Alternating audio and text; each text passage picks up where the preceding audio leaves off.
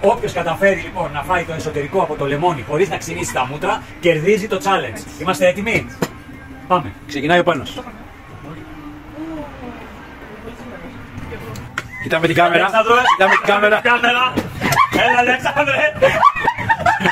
Σειρά σου έφυγες. Κρατήσου. Κοιτάμε κάμερα. Δεν ξυνίζουμε, δεν ξυνίζουμε. Έλα, μπράβο. Πολύ ωραία. Σειρά της Μάγδας λοιπόν. Έλα, Μάγδα, δώσε. Απόλαυσέ τα. Α, πάσα και δεύτερο. Κοίτα εδώ, ρε παιδιά.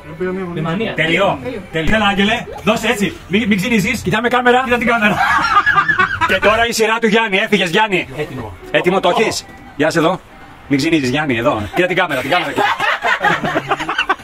Δεν θα φάει το λεμόνι να δω, αν ξύνησες.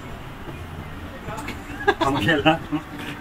Μπράβο, Νικολέτα, είχες δίκιο, σε αδίκησα. Λοιπόν, το challenge το κερδίζει η Νικολέτα, ο Τακουλίνος και η Μάγδα.